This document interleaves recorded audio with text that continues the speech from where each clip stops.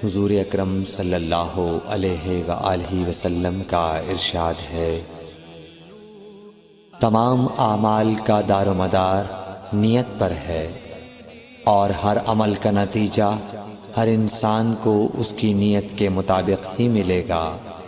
پس جس کی ہجرت دولت دنیا حاصل کرنے کے لیے ہو یا کسی عورت سے شادی کی غرض سے ہو، پس اس کی ہجرت انہی چیزوں کے لیے ہوگی جن کے حاصل کرنے کی نیت سے اس نے ہجرت کی۔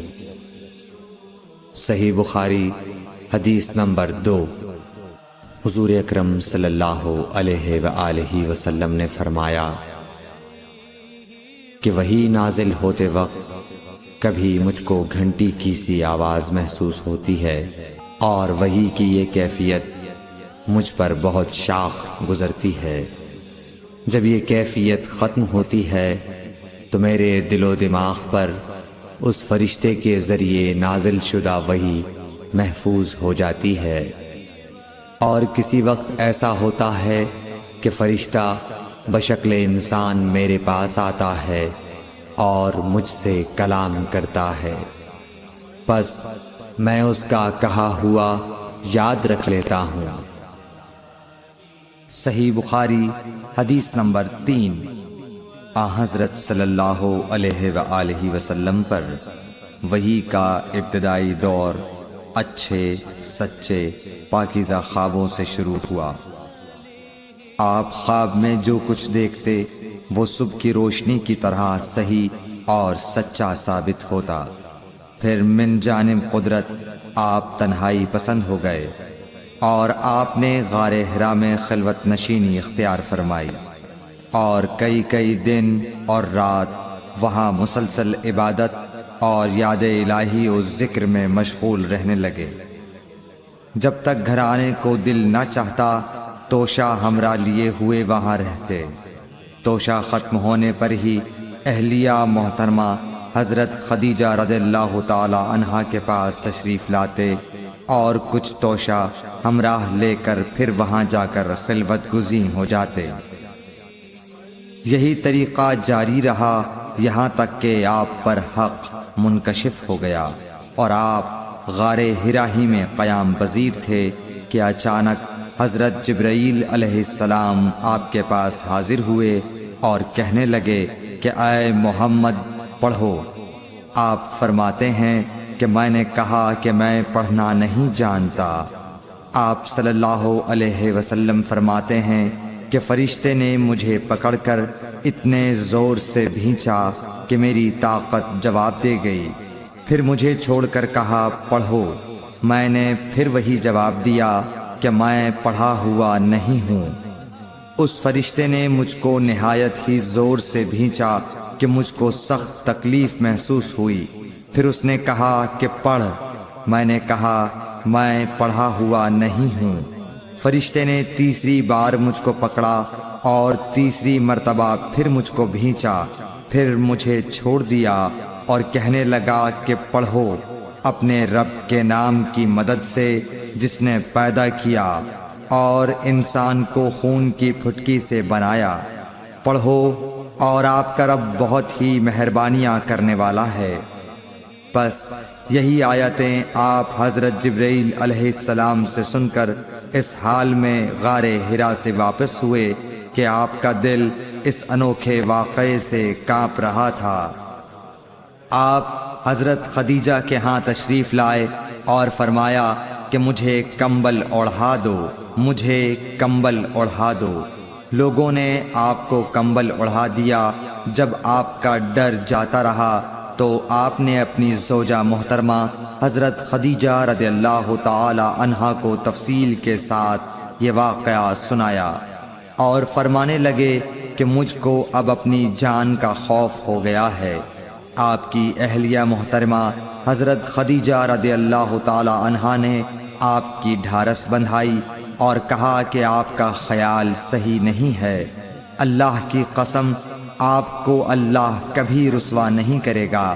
آپ تو اخلاق فاضلہ کے مالک ہیں، آپ تو کنبہ پرور ہیں، بے کسوں کا بوجھ اپنے سر پر رکھتے ہیں مفلسوں کے لیے آپ کماتے ہیں، مہمان نوازی میں آپ بے مثال ہیں، اور مشکل وقت میں آپ امر حق کا ساتھ دیتے ہیں۔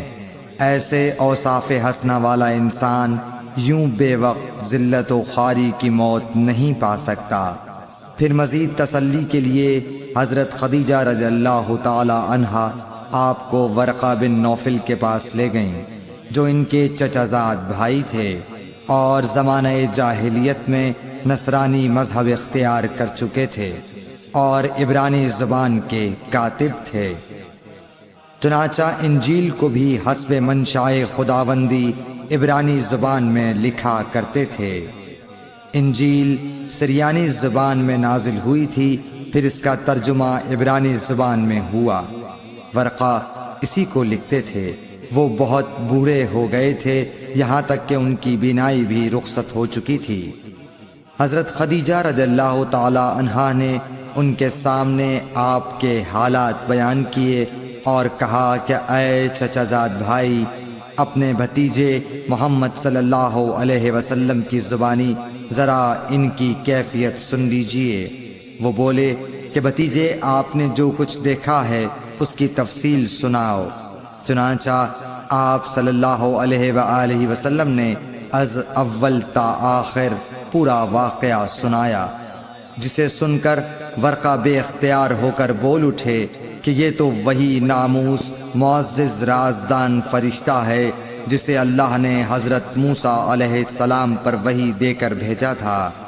کاش میں آپ کے اس عہد نبوت کے شروع ہونے پر جواں عمر ہوتا، کاش میں اس وقت تک زندہ رہتا جب کہ آپ کی قوم آپ کو اس شہر سے نکال دے گی۔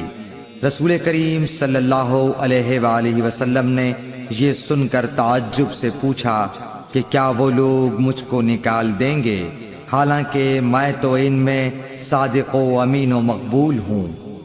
ورقہ بولا، ہاں یہ سب کچھ سچ ہے، مگر جو شخص بھی آپ کی طرح امر حق لے کر آیا لوگ اس کے دشمن ہی ہو گئے ہیں۔ اگر مجھے آپ کی نبوت کا وہ زمانہ مل جائے تو میں آپ کی پوری مدد کروں گا، مگر ورقہ کچھ دنوں کے بعد انتقال کر گئے۔ پھر کچھ عرصے تک وحی کی آمد موقوف رہی۔ صحیح بخاری حدیث نمبر 4۔ حضور اکرم صلی اللہ علیہ وآلہ وسلم نے وحی کے رک جانے کے زمانے کے حالات بیان فرماتے ہوئے کہا کہ ایک روز میں چلا جا رہا تھا کہ اچانک میں نے آسمان کی طرف ایک آواز سنی اور میں نے اپنا سر آسمان کی طرف اٹھایا۔ کیا دیکھتا ہوں کہ وہی فرشتہ جو میرے پاس غار حرا میں آیا تھا وہ آسمان و زمین کے بیچ میں ایک کرسی پر بیٹھا ہوا ہے۔ میں اس سے ڈر گیا اور گھر آنے پر میں نے پھر کمبل اوڑھنے کی خواہش ظاہر کی۔ اس وقت اللہ پاک کی طرف سے یہ آیات نازل ہوئیں، اے لحاف اوڑھ کر لیٹنے والے، اٹھ کھڑا ہو اور لوگوں کو عذاب الہی سے ڈرا، اور اپنے رب کی بڑائی بیان کر، اور اپنے کپڑوں کو پاک صاف رکھ اور گندگی سے دور رہ۔ اس کے بعد وہی تیزی کے ساتھ پے در پے آنے لگی۔ صحیح بخاری حدیث نمبر 5۔ رسول اللہ صلی اللہ علیہ وآلہ وسلم نزول قرآن کے وقت بہت سختی محسوس فرمایا کرتے تھے، اور اس کی علامتوں میں سے ایک یہ تھی کہ یاد کرنے کے لیے آپ اپنے ہونٹوں کو ہلاتے تھے۔ ابن عباس رضی اللہ تعالی عنہ نے کہا، میں اپنے ہونٹوں کو ہلاتا ہوں جس طرح آپ ہلاتے تھے۔ سعید کہتے ہیں، میں بھی اپنے ہونٹ ہلاتا ہوں جس طرح ابن عباس رضی اللہ تعالی عنہ کو میں نے ہلاتے دیکھا۔ پھر انہوں نے اپنے ہونٹ ہلائے۔ ابن عباس رضی اللہ تعالی عنہ نے کہا، پھر یہ آیت اتری کہ اے محمد، قرآن کو جلد جلد یاد کرنے کے لیے اپنی زبان نہ ہلاؤ، اس کا جمع کر دینا اور پڑھا دینا ہمارا ذمہ ہے۔ حضرت ابن عباس رضی اللہ تعالی عنہ کہتے ہیں یعنی قرآن آپ صلی اللہ علیہ وآلہ وسلم کے دل میں جما دینا اور پڑھا دینا ہمارے ذمے ہے۔ پھر جب ہم پڑھ چکے تو اس پڑھے ہوئے کی اتباع کرو۔ ابن عباس رضی اللہ تعالی عنہ فرماتے ہیں اس کا مطلب یہ ہے آپ اس کو خاموشی کے ساتھ سنتے رہو، اس کے بعد مطلب سمجھا دینا ہمارے ذمے ہے۔ پھر یقیناً یہ ہماری ذمہ داری ہے کہ آپ اس کو پڑھو، یعنی اس کو محفوظ کر سکو۔ چنانچہ اس کے بعد جب آپ کے پاس حضرت جبرائیل علیہ السلام وحی لے کر آتے تو آپ توجہ سے سنتے، جب وہ چلے جاتے تو رسول اللہ صلی اللہ علیہ وسلم اس وحی کو اس طرح پڑھتے جس طرح حضرت جبرائیل علیہ السلام نے اسے پڑھا تھا۔ صحیح بخاری حدیث نمبر 6۔ رسول اللہ صلی اللہ علیہ وآلہ وسلم سب لوگوں سے زیادہ جواد سخی تھے، اور رمضان میں دوسرے اوقات کے مقابلے میں جب جبرائیل علیہ السلام آپ صلی اللہ علیہ وآلہ وسلم سے ملتے بہت ہی زیادہ جود و کرم فرماتے۔ جبرائیل علیہ السلام رمضان کی ہر رات میں آپ صلی اللہ علیہ وآلہ وسلم سے ملاقات کرتے اور آپ کے ساتھ قرآن کا دورہ کرتے۔ غرض حضرت صلی اللہ علیہ وآلہ وسلم لوگوں کو بھلائی پہنچانے میں بارش لانے والی ہوا سے بھی زیادہ جود و کرم فرمایا کرتے تھے۔ صحیح بخاری حدیث نمبر 7۔ ہرقل شاہ روم نے قریش کے قافلے میں ایک آدمی بلانے کو بھیجا، اور اس وقت یہ لوگ تجارت کے لیے ملک شام گئے ہوئے تھے، اور یہ وہ زمانہ تھا جب رسول اللہ صلی اللہ علیہ وسلم نے قریش اور ابو سفیان سے ایک وقتی عہد کیا ہوا تھا۔ جب ابو سفیان اور دوسرے لوگ ہرقل کے پاس ایلیا پہنچے جہاں ہرقل نے دربار طلب کیا تھا، اس کے گرد روم کے بڑے بڑے لوگ، علماء، وزراء و امراء بیٹھے ہوئے تھے۔ ہرقل نے ان کو اور اپنے ترجمان کو بلوایا، پھر ان سے پوچھا کہ تم میں سے کون شخص مدعی رسالت کا زیادہ قریبی عزیز ہے؟ ابو سفیان کہتے ہیں کہ میں بول اٹھا کہ میں اس کا سب سے زیادہ قریبی رشتہ دار ہوں۔ یہ سن کر ہرقل نے حکم دیا کہ اس ابو سفیان کو میرے قریب لا کر بٹھاؤ اور اس کے ساتھیوں کو اس کی پیٹھ کے پیچھے بٹھا دو۔ پھر اپنے ترجمان سے کہا کہ ان لوگوں سے کہہ دو کہ میں ابو سفیان سے اس شخص یعنی محمد صلی اللہ علیہ وسلم کے حالات پوچھتا ہوں، اگر یہ مجھ سے کسی بات میں جھوٹ بول دے تو تم اس کا جھوٹ ظاہر کر دینا۔ ابو سفیان کا قول ہے کہ خدا کی قسم اگر مجھے یہ غیرت نہ آتی کہ یہ لوگ مجھ کو جھٹلائیں گے تو میں آپ صلی اللہ علیہ وسلم کی نسبت ضرور غلط گوئی سے کام لیتا۔ خیر، پہلی بات جو ہرقل نے مجھ سے پوچھی وہ یہ کہ اس شخص کا خاندان تم لوگوں میں کیسا ہے؟ میں نے کہا وہ تو بڑے اونچے عالی نسب والے ہیں۔ کہنے لگا اس سے پہلے بھی کسی نے تم لوگوں میں ایسی بات کہی تھی؟ میں نے کہا نہیں۔ کہنے لگا اچھا اس کے بڑوں میں کوئی بادشاہ ہوا ہے؟ میں نے کہا نہیں۔ پھر اس نے کہا بڑے لوگوں نے اس کی پیروی اختیار کی ہے یا کمزوروں نے؟ میں نے کہا نہیں، کمزوروں نے۔ پھر کہنے لگا اس کے تابعدار روز بڑھتے جاتے ہیں یا کوئی ساتھی پھر بھی جاتا ہے؟ میں نے کہا نہیں۔ کہنے لگا کیا اپنے اس دعوی نبوت سے پہلے کبھی کسی بھی موقع پر اس نے جھوٹ بولا ہے؟ میں نے کہا نہیں، اور اب ہماری اس سے صلح کی ایک مقررہ مدت ٹھہری ہوئی ہے، معلوم نہیں وہ اس میں کیا کرنے والا ہے۔ ابو سفیان کہتے ہیں میں اس بات کے سوا اور کوئی جھوٹ اس گفتگو میں شامل نہ کر سکا۔ ہرقل نے کہا کیا تمہاری اس سے کبھی لڑائی بھی ہوئی ہے؟ ہم نے کہا کہ ہاں۔ بولا پھر تمہاری اور اس کی جنگ کا کیا حال ہوتا ہے؟ میں نے کہا لڑائی ڈول کی طرح ہے، کبھی وہ ہم سے میدان جنگ جیت لیتے ہیں اور کبھی ہم ان سے جیت لیتے ہیں۔ ہرقل نے پوچھا، وہ تمہیں کس بات کا حکم دیتا ہے؟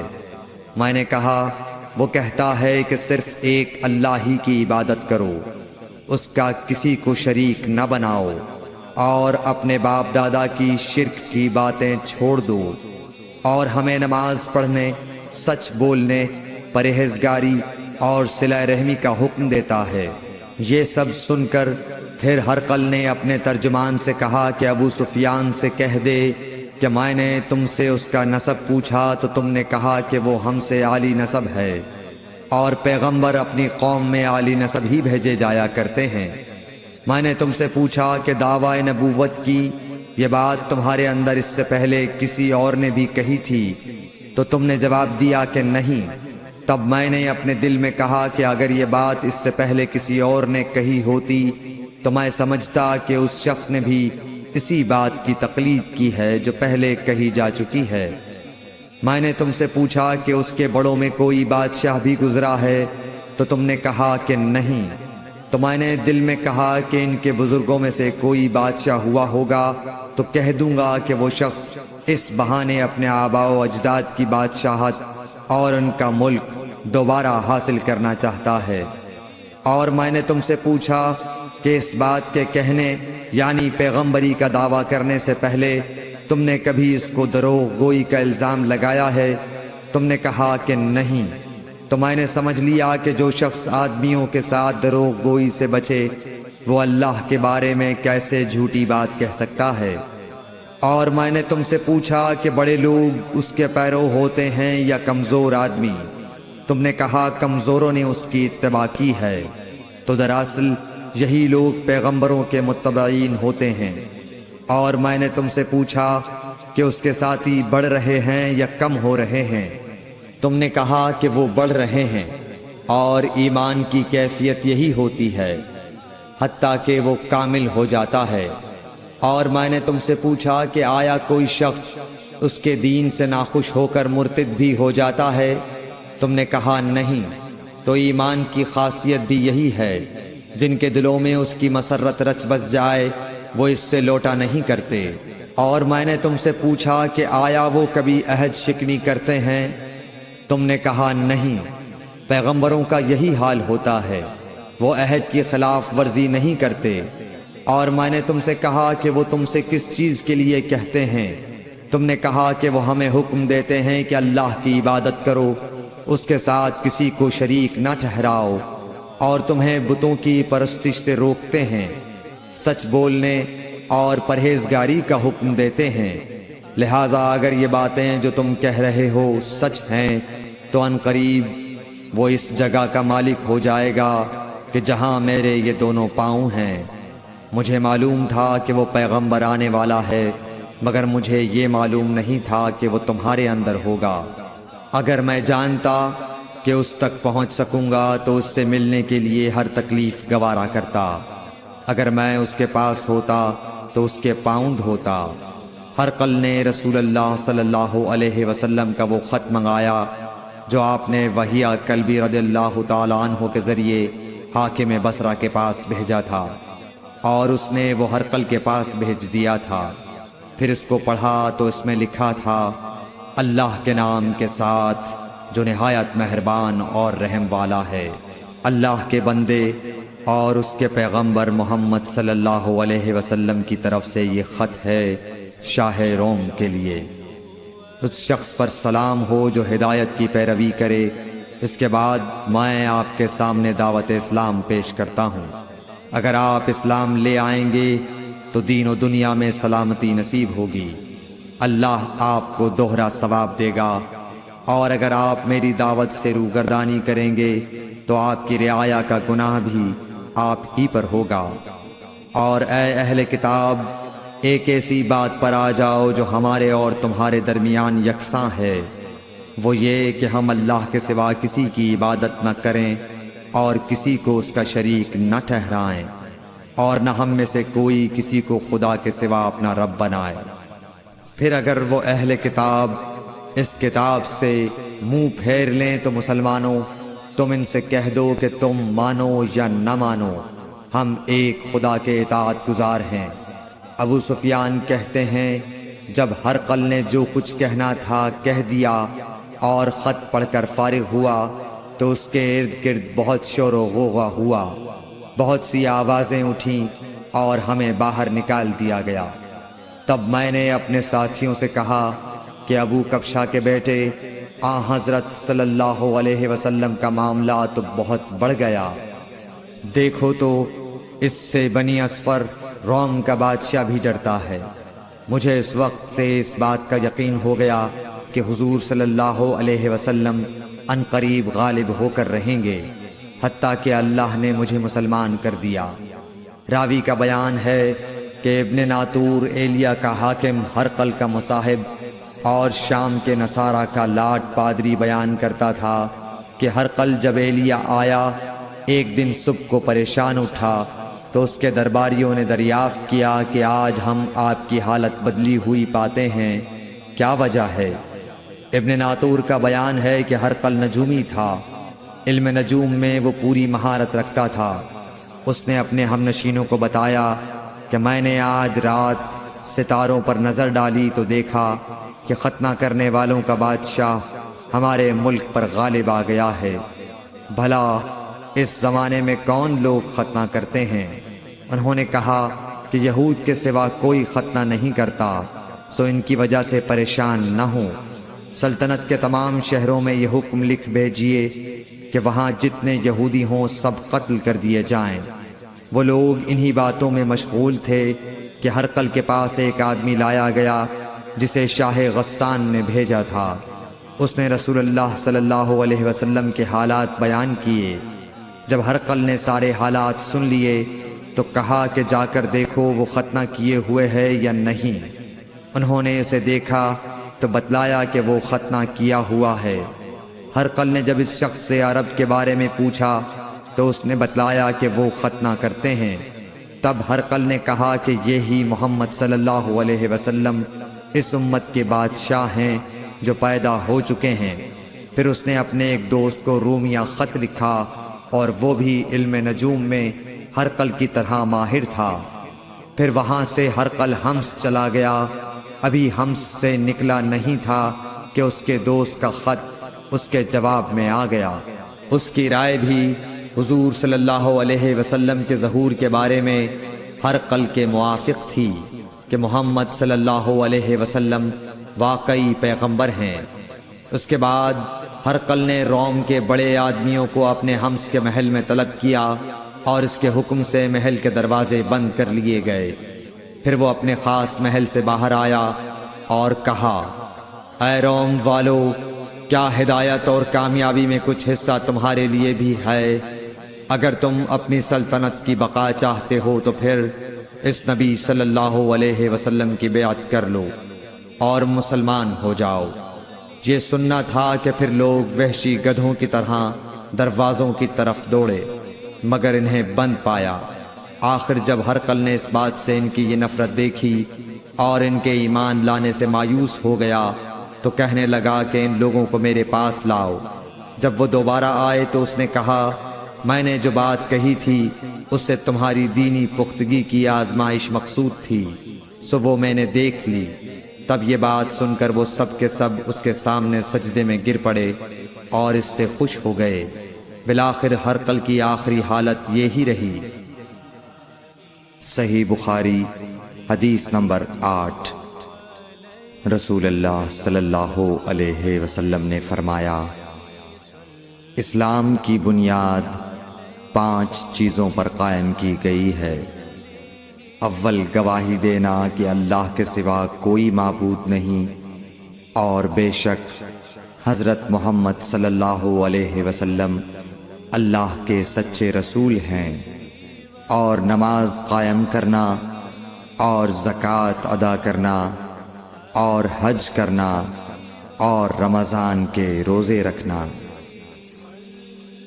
صحیح بخاری حدیث نمبر 9۔ نبی کریم صلی اللہ علیہ وآلہ وسلم نے فرمایا کہ ایمان کی 60 سے کچھ اوپر شاخیں ہیں۔ اور حیا شرم بھی ایمان کی ایک شاخ ہے۔ صحیح بخاری حدیث نمبر 10۔ حضرت محمد مصطفیٰ صلی اللہ علیہ وآلہ وسلم نے فرمایا، مسلمان وہ ہے جس کی زبان اور ہاتھ سے مسلمان بچے رہیں، اور مہاجر وہ ہے جو ان کاموں کو چھوڑ دے جن سے اللہ نے منع فرمایا۔ صحیح بخاری حدیث نمبر 11۔ لوگوں نے پوچھا، یا رسول اللہ، کون سا اسلام افضل ہے؟ تو نبی صلی اللہ علیہ وسلم نے فرمایا، وہ جس کے ماننے والے مسلمانوں کی زبان اور ہاتھ سے سارے مسلمان سلامتی میں رہیں۔ صحیح بخاری حدیث نمبر 12۔ ایک دن ایک آدمی نے حضرت صلی اللہ علیہ وسلم سے پوچھا کہ کون سا اسلام بہتر ہے؟ فرمایا، یہ کہ تم کھانا کھلاؤ اور جس کو پہچانو اس کو بھی اور جس کو نہ پہچانو اس کو بھی، الغرض سب کو سلام کرو۔ صحیح بخاری حدیث نمبر 13۔ حضور اکرم صلی اللہ علیہ وآلہ وسلم نے فرمایا، تم میں سے کوئی شخص ایماندار نہ ہوگا جب تک اپنے بھائی کے لیے وہ نہ چاہے جو اپنے نفس کے لیے چاہتا ہے۔ صحیح بخاری حدیث نمبر 14۔ رسول کریم صلی اللہ علیہ وسلم نے فرمایا، قسم ہے اس ذات کی جس کے ہاتھ میں میری جان ہے، تم میں سے کوئی بھی ایماندار نہ ہوگا جب تک میں اس کے والد اور اولاد سے بھی زیادہ اس کا محبوب نہ بن جاؤں۔ صحیح بخاری حدیث نمبر 15۔ حضرت صلی اللہ علیہ وسلم نے فرمایا، تم میں سے کوئی شخص ایماندار نہ ہوگا جب تک اس کے والد اور اس کی اولاد اور تمام لوگوں سے زیادہ اس کے دل میں میری محبت نہ ہو جائے۔ صحیح بخاری حدیث نمبر 16۔ نبی کریم صلی اللہ علیہ وآلہ وسلم نے فرمایا، 3 خصلتیں ایسی ہیں کہ جس میں یہ پیدا ہو جائیں اس نے ایمان کی مٹھاس کو پا لیا۔ اول یہ کہ اللہ اور اس کا رسول اس کے نزدیک سب سے زیادہ محبوب بن جائیں۔ دوسرے یہ کہ وہ کسی انسان سے محض اللہ کی رضا کے لیے محبت رکھے۔ تیسرے یہ کہ وہ کفر میں واپس لوٹنے کو ایسا برا جانے جیسا کہ آگ میں ڈالے جانے کو برا جانتا ہے۔ صحیح بخاری حدیث نمبر 17۔ حضور اکرم صلی اللہ علیہ وآلہ وسلم نے فرمایا، انصار سے محبت رکھنا ایمان کی نشانی ہے، اور انصار سے کینہ رکھنا نفاق کی نشانی ہے۔ صحیح بخاری حدیث نمبر 18۔ رسول اللہ صلی اللہ علیہ وسلم نے اس وقت جب آپ کے گرد صحابہ کی ایک جماعت بیٹھی ہوئی تھی فرمایا کہ مجھ سے بیعت کرو اس بات پر کہ اللہ کے ساتھ کسی کو شریک نہ کرو گے، چوری نہ کرو گے، زنا نہ کرو گے، اپنی اولاد کو قتل نہ کرو گے، اور ناعمدن کسی پر کوئی ناحق بہتان باندھو گے، اور کسی بھی اچھی بات میں اللہ کی نافرمانی نہ کرو گے۔ جو کوئی تم میں اس عہد کو پورا کرے گا تو اس کا ثواب اللہ کے ذمے ہے، اور جو کوئی ان بری باتوں میں سے کسی کا ارتکاب کرے اور اسے دنیا میں اسلامی قانون کے تحت سزا دے دی گئی تو یہ سزا اس کے گناہوں کے لیے بدلہ ہو جائے گی، اور جو کوئی ان میں سے کسی بات میں مبتلا ہو گیا اور اللہ نے اس کے گناہ کو چھپا لیا تو پھر اس کا معاملہ اللہ کے حوالے ہے، اگر چاہے معاف کرے اور اگر چاہے سزا دے دے۔ عبادہ کہتے ہیں کہ پھر ہم سب نے ان سب باتوں پر آپ صلی اللہ علیہ وسلم سے بیعت کر لی۔ صحیح بخاری حدیث نمبر 19۔ رسول اللہ صلی اللہ علیہ وسلم نے فرمایا، وہ وقت قریب ہے جب مسلمان کا سب سے عمدہ مال اس کی بکریاں ہوں گی، جن کے پیچھے وہ پہاڑوں کی چوٹیوں اور برساتی وادیوں میں اپنے دین کو بچانے کے لیے بھاگ جائے گا۔ صحیح بخاری حدیث نمبر 20۔ رسول اللہ صلی اللہ علیہ وسلم کسی کام کا حکم دیتے تو وہ ایسا ہی کام ہوتا جس کے کرنے کی لوگوں میں طاقت ہوتی۔ اس پر صحابہ کرام نے عرض کیا کہ یا رسول اللہ، ہم لوگ تو آپ جیسے نہیں ہیں، آپ تو معصوم ہیں اور آپ کی اللہ پاک نے اگلی پچھلی سب لغزشیں معاف فرما دی ہیں، اس لیے ہمیں اپنے سے کچھ زیادہ عبادت کرنے کا حکم فرمائیے۔ یہ سن کر آپ ناراض ہوئے، حتیٰ کہ خفگی آپ کے چہرہ مبارک سے ظاہر ہونے لگی۔ پھر فرمایا کہ بے شک میں تم سب سے زیادہ اللہ سے ڈرتا ہوں اور تم سب سے زیادہ اسے جانتا ہوں، پس تم مجھ سے بڑھ کر عبادت نہیں کر سکتے۔ صحیح بخاری حدیث نمبر 21۔ حضور اکرم صلی اللہ علیہ وآلہ وسلم نے ارشاد فرمایا، جس شخص میں یہ 3 باتیں ہوں گی وہ ایمان کا مزہ پالے گا۔ ایک یہ کہ وہ شخص جسے اللہ اور اس کا رسول ان کے ماں سوا سے زیادہ عزیز ہوں، اور دوسرے یہ کہ جو کسی بندے سے محض اللہ ہی کے لیے محبت کرے، اور تیسری بات یہ کہ جسے اللہ نے کفر سے نجات دی ہو، پھر دوبارہ کفر اختیار کرنے کو وہ ایسا برا سمجھے جیسا آگ میں گر جانے کو برا جانتا ہے۔ صحیح بخاری حدیث نمبر 22۔ حضرت محمد مصطفیٰ صلی اللہ علیہ وآلہ وسلم نے فرمایا، جب جنتی جنت میں اور دوزخی دوزخ میں داخل ہو جائیں گے، اللہ پاک فرمائے گا، جس کے دل میں رائی کے دانے کے برابر بھی ایمان ہو، اس کو بھی دوزخ سے نکال لو۔ تب ایسے لوگ دوزخ سے نکال لیے جائیں گے اور وہ جل کر کوئلے کی طرح سیاہ ہو چکے ہوں گے، پھر زندگی کی نہر میں یا بارش کے پانی میں ڈالے جائیں گے۔ اس وقت وہ دانے کی طرح اگائیں گے جس طرح ندی کے کنارے دانے اگاتے ہیں۔ کیا تم نے نہیں دیکھا کہ دانہ زردی مائل پیچ در پیچ نکلتا ہے؟ صحیح بخاری حدیث نمبر 23۔ حضور اکرم صلی اللہ علیہ وآلہ وسلم نے فرمایا، میں ایک وقت سو رہا تھا، میں نے خواب میں دیکھا کہ لوگ میرے سامنے پیش کیے جا رہے ہیں اور وہ کرتے پہنے ہوئے ہیں، کسی کا کرتا سینے تک ہے اور کسی کا اس سے نیچا ہے۔ پھر میرے سامنے عمر بن خطاب لائے گئے، ان کے بدن پر جو کرتا تھا اسے وہ گھسیٹ رہے تھے، یعنی ان کا کرتا زمین تک نیچا تھا۔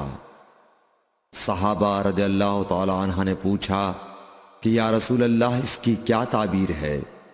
آپ نے فرمایا کہ اس سے دین مراد ہے۔ صحیح بخاری حدیث نمبر 24۔ ایک مرتبہ رسول کریم صلی اللہ علیہ وسلم ایک انصاری شخص کے پاس سے گزرے، اس حال میں کہ وہ اپنے ایک بھائی سے کہہ رہے تھے کہ تم اتنی شرم کیوں کرتے ہو؟ آپ نے اس انصاری سے فرمایا کہ اس کو اس کے حال پر رہنے دو، کیونکہ حیا بھی ایمان ہی کا ایک حصہ ہے۔ صحیح بخاری حدیث نمبر 25۔ رسول اللہ صلی اللہ علیہ وسلم نے فرمایا، مجھے اللہ کی طرف سے حکم دیا گیا ہے کہ لوگوں سے جنگ کروں اس وقت تک کہ وہ اس بات کا اقرار کر لیں کہ اللہ کے سوا کوئی معبود نہیں ہے، اور یہ کہ محمد صلی اللہ علیہ وسلم اللہ کے سچے رسول ہیں، اور نماز ادا کرنے لگیں اور زکوٰۃ دیں۔ جس وقت وہ یہ کرنے لگیں گے تو مجھ سے اپنے جان و مال کو محفوظ کر لیں گے، سوائے اسلام کے حق کے۔ رہا ان کے دل کا حال تو ان کا حساب اللہ کے ذمے ہے۔ صحیح بخاری حدیث نمبر 26۔ رسول اللہ صلی اللہ علیہ وسلم سے دریافت کیا گیا کہ کون سا عمل سب سے افضل ہے؟ فرمایا اللہ اور اس کے رسول پر ایمان لانا۔ کہا گیا اس کے بعد کون سا؟ آپ نے فرمایا کہ اللہ کی راہ میں جہاد کرنا۔ کہا گیا پھر کیا ہے؟ آپ نے فرمایا حج مبرور۔ صحیح بخاری حدیث نمبر 27۔ رسول اللہ صلی اللہ علیہ وسلم نے چند لوگوں کو کچھ عطیہ دیا اور سعد وہاں موجود تھے۔ وہ کہتے ہیں کہ رسول اللہ صلی اللہ علیہ وسلم نے ان میں سے ایک شخص کو کچھ نہ دیا، حالانکہ وہ ان میں مجھے سب سے زیادہ پسند تھا۔ میں نے کہا حضور آپ نے فلاں کو کچھ نہ دیا، میں اسے مومن گمان کرتا ہوں۔ آپ نے فرمایا مومن یا مسلمان؟ میں تھوڑی دیر چپ رہ کر پھر پہلی بات دہرانے لگا۔ حضور صلی اللہ علیہ وسلم نے بھی دوبارہ وہی جواب دیا۔ پھر آپ نے فرمایا کہ اے سعد، باوجود یہ کہ ایک شخص مجھے زیادہ عزیز ہے، پھر بھی میں اسے نظر انداز کر کے کسی اور دوسرے کو اس خوف کی وجہ سے یہ مال دیتا ہوں کہ وہ اپنی کمزوری کی وجہ سے اسلام سے پھر جائے اور اللہ اسے آگ میں اوندھا ڈال دے۔ صحیح بخاری حدیث نمبر 28۔ ایک آدمی نے رسول اللہ صلی اللہ علیہ وسلم سے پوچھا کون سا اسلام بہتر ہے؟ آپ صلی اللہ علیہ وسلم نے فرمایا کہ تو کھانا کھلائے اور ہر شخص کو سلام کرے، خواہ اس کو تو جانتا ہو یا نہ جانتا ہو۔ صحیح بخاری حدیث نمبر 29۔ حضرت صلی اللہ علیہ وسلم نے فرمایا مجھے دوزخ دکھلائی گئی تو اس میں زیادہ تر عورتیں تھیں جو کفر کرتی ہیں۔ کہا گیا حضور کیا وہ اللہ کے ساتھ کفر کرتی ہیں؟ آپ صلی اللہ علیہ وسلم نے فرمایا کہ خاوند کی ناشکری کرتی ہیں اور احسان کی ناشکری کرتی ہیں۔ اگر تم عمر بھر ان میں سے کسی کے ساتھ احسان کرتے رہو، پھر تمہاری طرف سے کبھی کوئی ان کے خیال میں ناگواری کی بات ہو جائے تو فوراً کہہ اٹھے گی کہ میں نے کبھی بھی تجھ سے کوئی بھلائی نہیں دیکھی۔ صحیح بخاری حدیث نمبر 30۔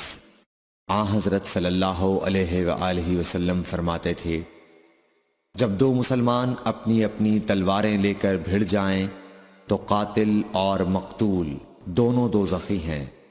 عرض کیا گیا یا رسول اللہ قاتل تو خیر ضرور دوزخی ہونا چاہیے، مقتول کیوں؟ فرمایا وہ بھی اپنے ساتھی کو مار ڈالنے کی حرص رکھتا تھا، موقع پاتا تو وہ اسے ضرور قتل کر دیتا، دل کے عزم صمیم پر وہ دوزخی ہوا۔ ابو ذر ایک جوڑا پہنے ہوئے تھے اور ان کا غلام بھی جوڑا پہنے ہوئے تھا۔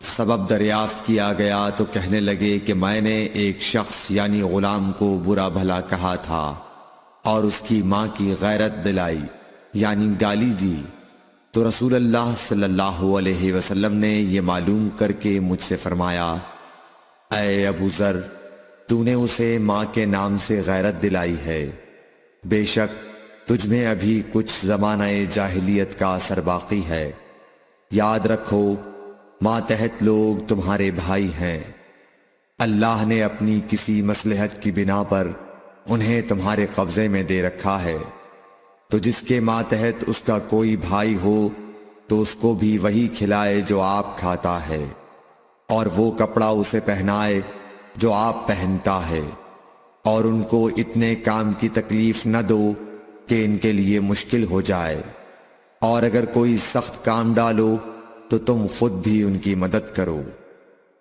صحیح بخاری حدیث نمبر 32۔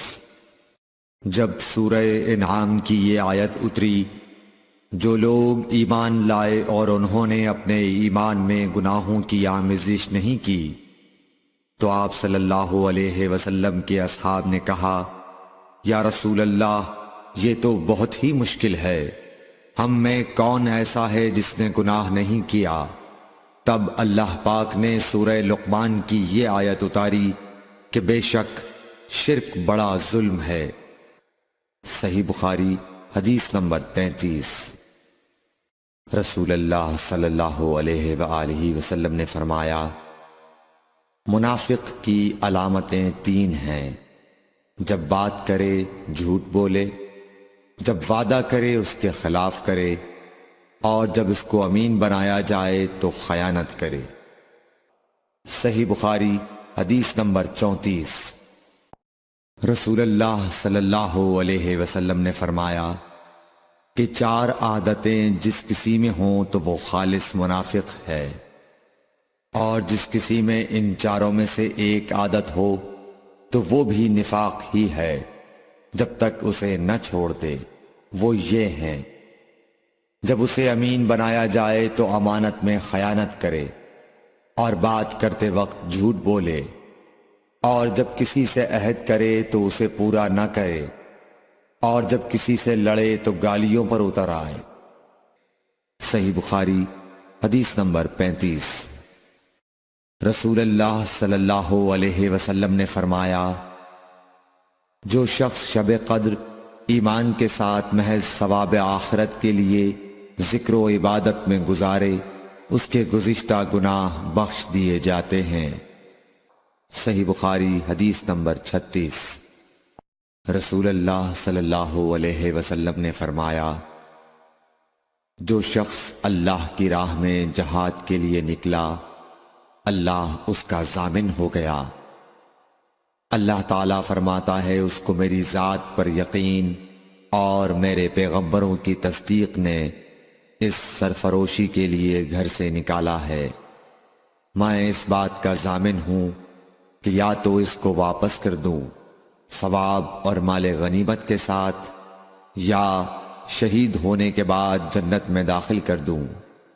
رسول اللہ صلی اللہ علیہ وسلم نے فرمایا، اور اگر میں اپنی امت پر اس کام کو دشوار نہ سمجھتا تو لشکر کا ساتھ نہ چھوڑتا، اور میری خواہش ہے کہ اللہ کی راہ میں مارا جاؤں، پھر زندہ کیا جاؤں، پھر مارا جاؤں، پھر زندہ کیا جاؤں، پھر مارا جاؤں۔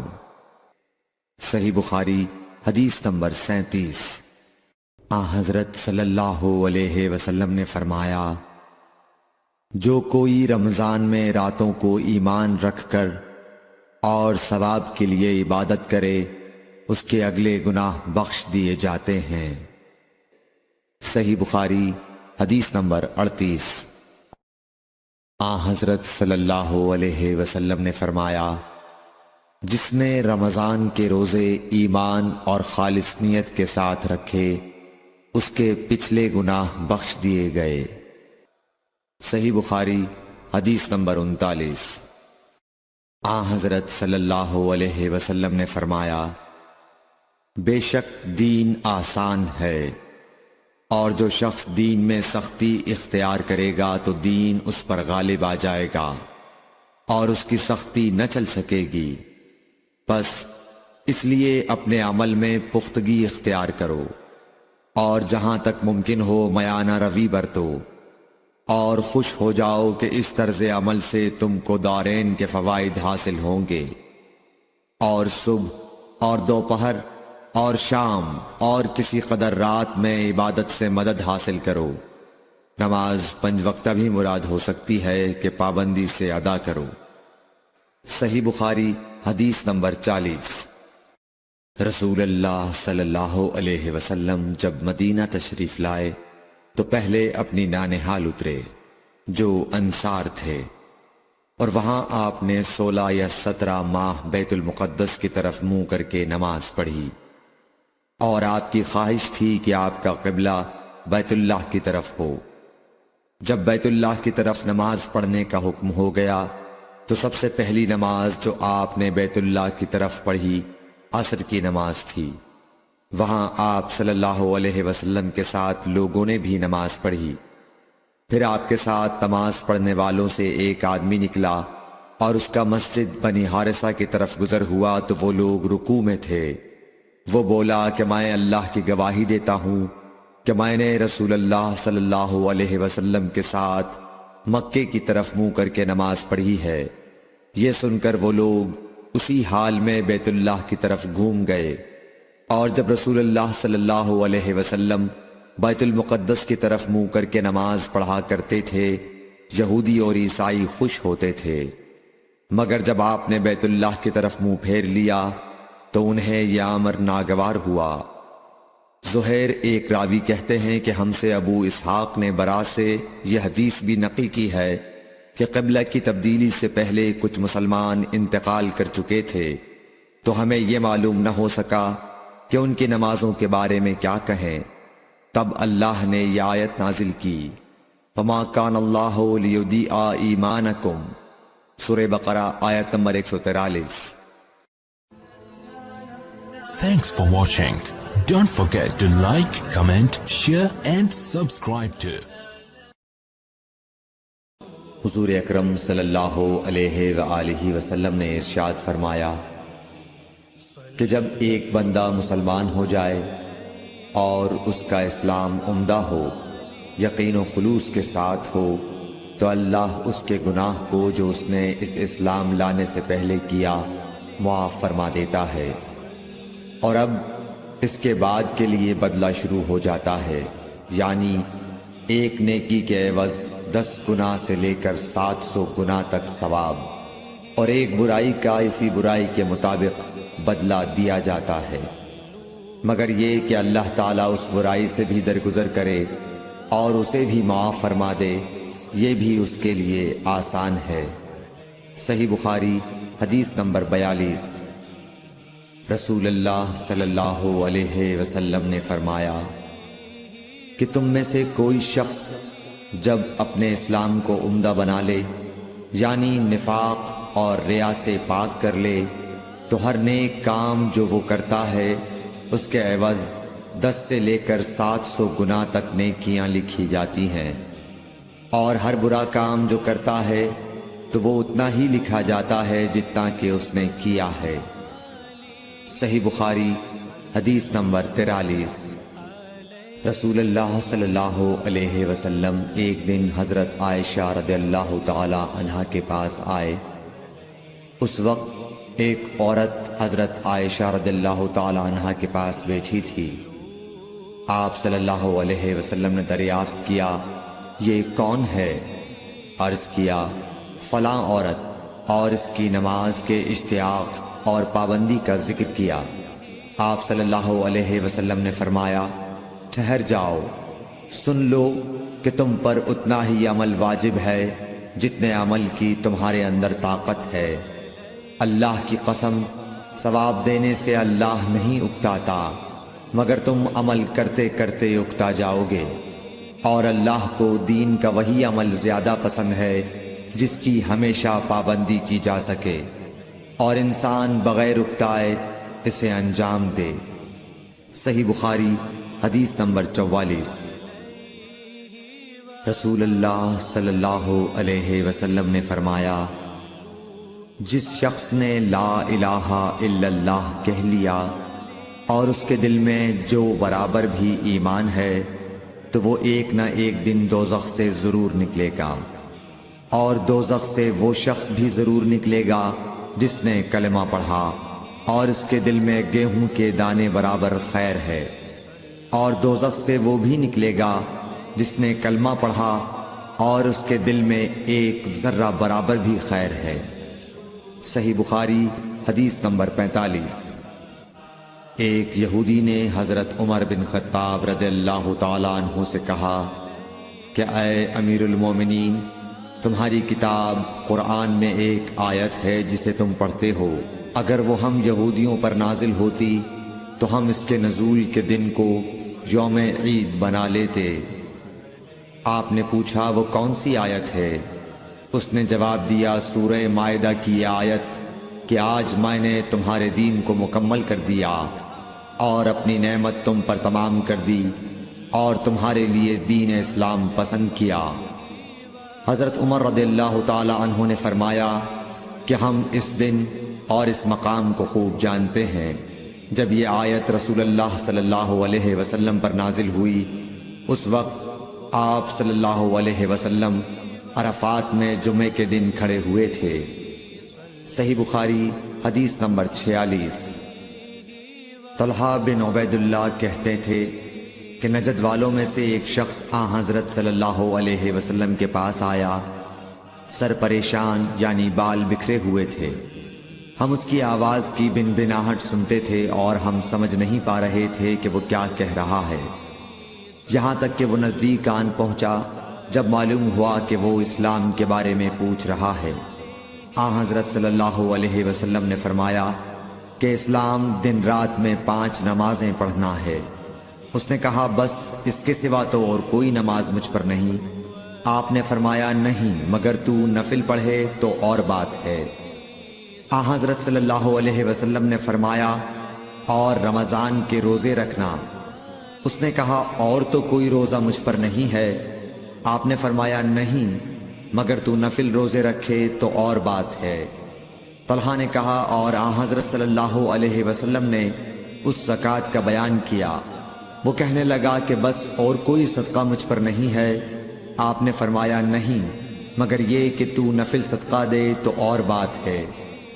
پھر وہ شخص پیٹھ موڑ کر چلا گیا، یوں کہتا جاتا تھا قسم خدا کی میں نہ اس سے بڑھاؤں گا نہ گھٹاؤں گا۔ حضرت صلی اللہ علیہ وسلم نے فرمایا اگر یہ سچا ہے تو اپنی مراد کو پہنچ گیا۔ صحیح بخاری حدیث نمبر 47۔ حضرت صلی اللہ علیہ وسلم نے فرمایا جو کوئی ایمان رکھ کر اور ثواب کی نیت سے کسی مسلمان کے جنازے کے ساتھ جائے اور نماز اور دفن سے فراغت ہونے تک اس کے ساتھ رہے تو وہ 2 قیرات ثواب لے کر لوٹے گا۔ ہر قیرات اتنا بڑا ہوگا جیسے احد کا پہاڑ۔ اور جو شخص جنازے پر نماز پڑھ کر دفن سے پہلے لوٹ جائے تو وہ 1 قیرات ثواب لے کر لوٹے گا۔ صحیح بخاری حدیث نمبر 48۔ حضرت صلی اللہ علیہ وسلم نے فرمایا کہ مسلمان کو گالی دینے سے آدمی فاسق ہو جاتا ہے اور مسلمان سے لڑنا کفر ہے۔ صحیح بخاری حدیث نمبر 49۔ حضرت صلی اللہ علیہ وسلم اپنے حجرے سے نکلے، لوگوں کو شب قدر بتانا چاہتے تھے وہ کون سی رات ہے۔ اتنے میں 2 مسلمان آپس میں لڑ پڑے۔ آپ صلی اللہ علیہ وسلم نے فرمایا میں تو اس لیے باہر نکلا تھا کہ تم کو شب قدر بتلاؤں، اور فلاں فلاں آدمی لڑ پڑے تو وہ میرے دل سے اٹھا لی گئی، اور شاید اسی میں کچھ تمہاری بہتری ہو۔ تو اب ایسا کرو کہ شب قدر کو رمضان کی 27ویں، 29ویں اور 25ویں رات میں ڈھونڈا کرو۔ صحیح بخاری حدیث نمبر 50۔ ایک دن حضرت صلی اللہ علیہ وسلم لوگوں میں تشریف فرما تھے کہ آپ کے پاس ایک شخص آیا اور پوچھنے لگا کہ ایمان کسے کہتے ہیں۔ آپ صلی اللہ علیہ وسلم نے فرمایا کہ ایمان یہ ہے کہ تم اللہ پاک کے وجود اور اس کی وحدانیت پر ایمان لاؤ، اور اس کے فرشتوں کے وجود پر، اور اس اللہ کی ملاقات کے برحق ہونے پر، اور اس کے رسولوں کے برحق ہونے پر، اور مرنے کے بعد دوبارہ اٹھنے پر ایمان لاؤ۔ پھر اس نے پوچھا کہ اسلام کیا ہے؟ آپ صلی اللہ علیہ وسلم نے پھر جواب دیا کہ اسلام یہ ہے کہ تم خالص اللہ کی عبادت کرو اور اس کے ساتھ کسی کو شریک نہ بناؤ، اور نماز قائم کرو، اور زکوٰۃ فرض ادا کرو، اور رمضان کے روزے رکھو۔ پھر اس نے احسان کے متعلق پوچھا۔ آپ صلی اللہ علیہ وسلم نے فرمایا احسان یہ ہے کہ تم اللہ کی عبادت اس طرح کرو گویا تم اسے دیکھ رہے ہو۔ اگر یہ درجہ نہ حاصل ہو تو پھر یہ تو سمجھو کہ وہ تم کو دیکھ رہا ہے۔ پھر اس نے پوچھا کہ قیامت کب آئے گی؟ آپ صلی اللہ علیہ وسلم نے فرمایا کہ اس کے بارے میں جواب دینے والا پوچھنے والے سے کچھ زیادہ نہیں جانتا، البتہ میں تمہیں اس کی نشانیاں بتلا سکتا ہوں۔ وہ یہ ہیں کہ جب لونڈی اپنے آقا کو جنے گی اور جب سیاہ اونٹوں کے چرانے والے دیہاتی لوگ ترقی کرتے کرتے مکانات کی تعمیر میں ایک دوسرے سے بازی لے جانے کی کوشش کریں گے، یاد رکھو قیامت کا علم ان 5 چیزوں میں ہے جن کو اللہ کے سوا کوئی نہیں جانتا۔ پھر آپ صلی اللہ علیہ وسلم نے یہ آیت پڑھی کہ اللہ ہی کو قیامت کا علم ہے کہ وہ کب ہوگی۔ پھر وہ پوچھنے والا پیٹھ پھیر کر جانے لگا۔ آپ نے فرمایا کہ اسے واپس بلا کر لاؤ۔ لوگ دوڑ پڑے مگر وہ کہیں نظر نہیں آیا۔ آپ صلی اللہ علیہ وسلم نے فرمایا کہ یہ جبرائیل علیہ السلام تھے جو لوگوں کو ان کا دین سکھانے آئے تھے۔ Thanks for watching. Don't forget to like, comment, share and subscribe to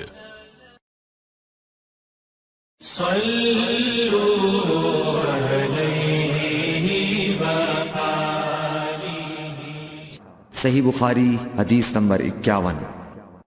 ہرقل شاہ روم نے ابو سفیان سے کہا، میں نے تم سے پوچھا تھا کہ اس رسول کے ماننے والے بڑھ رہے ہیں یا گھٹ رہے ہیں؟ تو نے جواب میں بتلایا کہ وہ بڑھ رہے ہیں۔ ٹھیک ہے، ایمان کا یہی حال رہتا ہے یہاں تک کہ وہ پورا ہو جائے۔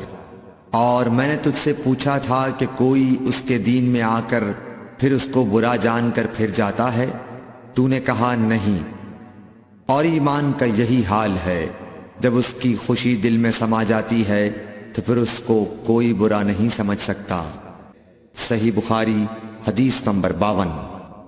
حضور اکرم صلی اللہ علیہ وسلم فرماتے تھے، حلال کھلا ہوا ہے اور حرام بھی کھلا ہوا ہے، اور ان دونوں کے درمیان بعض چیزیں شبے کی ہیں جن کو بہت لوگ نہیں جانتے کہ حلال ہیں یا حرام۔ پھر جو کوئی شبے کی چیزوں سے بھی بچ گیا اس نے اپنے دین اور عزت کو بچا لیا، اور جو کوئی ان شبے کی چیزوں میں پڑ گیا اس کی مثال اس چرواہے کی ہے جو شاہی محفوظ چراگاہ کے آس پاس اپنے جانوروں کو چرائے۔ وہ قریب ہے کہ کبھی اس چراگاہ کے اندر گھس جائے اور شاہی مجرم قرار پائے۔ سن لو، ہر بادشاہ کی ایک چراگاہ ہوتی ہے، اللہ کی چراگاہ اس کی زمین پر حرام چیزیں ہیں، پس ان سے بچو۔ اور سن لو، بدن میں ایک گوشت کا ٹکڑا ہے، جب وہ درست ہوگا سارا بدن درست ہوگا، اور جہاں بگڑا سارا بدن بگڑ گیا۔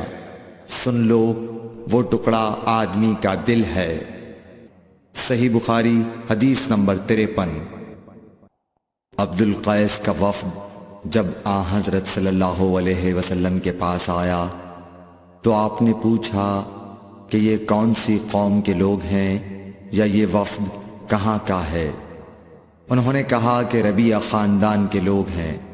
آپ صلی اللہ علیہ وسلم نے فرمایا، مرحبا اس قوم کو یا اس وفد کو، نہ ذلیل ہونے والے نہ شرمندہ ہونے والے، یعنی ان کا آنا بہت خوب ہے۔ وہ کہنے لگے، اے اللہ کے رسول صلی اللہ علیہ وسلم، ہم آپ کی خدمت میں صرف ان حرمت والے مہینوں میں آ سکتے ہیں، کیونکہ ہمارے اور آپ کے درمیان مضر کے کافروں کا قبیلہ آباد ہے۔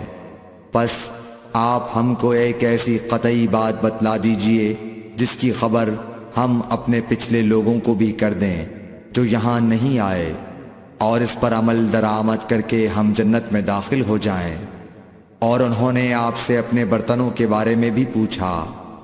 آپ صلی اللہ علیہ وسلم نے ان کو 4 باتوں کا حکم اور 4 قسم کے برتنوں کو استعمال میں لانے سے منع فرمایا۔ ان کو حکم دیا کہ ایک اکیلے خدا پر ایمان لاؤ۔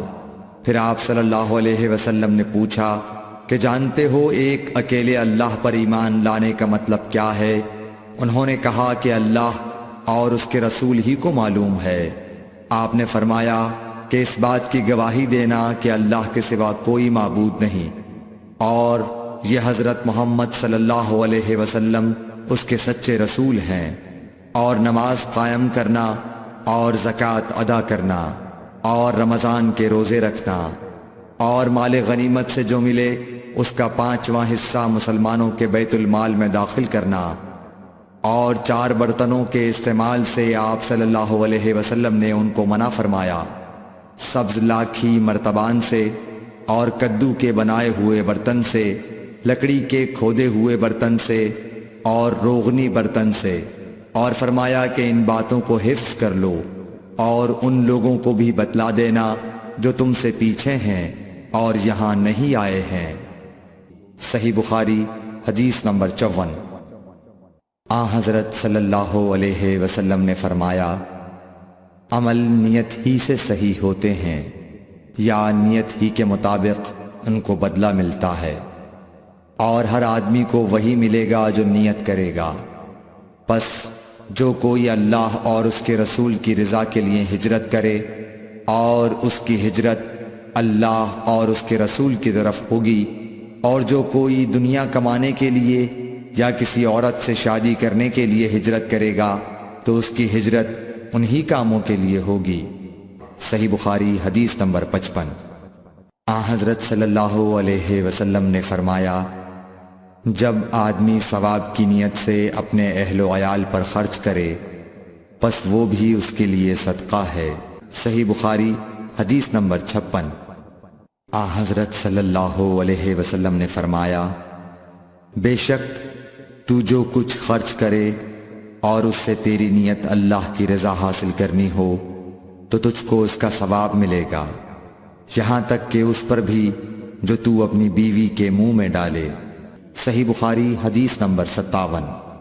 جریر بن عبداللہ رضی اللہ تعالی عنہ نے کہا کہ حضرت صلی اللہ علیہ وسلم سے میں نے نماز قائم کرنے اور زکوٰۃ ادا کرنے اور ہر مسلمان کی خیر خواہی کرنے پر بیعت کی۔ صحیح بخاری حدیث نمبر 58۔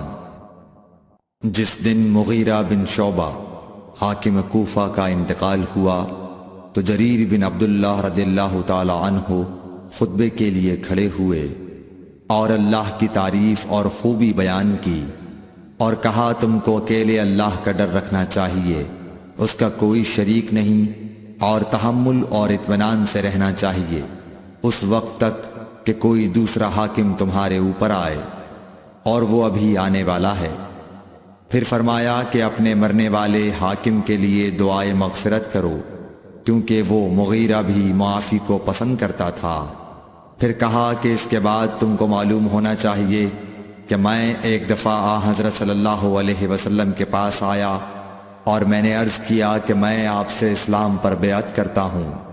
آپ نے مجھ سے ہر مسلمان کی خیر خواہی کے لیے شرط کی، پس میں نے اس شرط پر آپ سے بیعت کر لی۔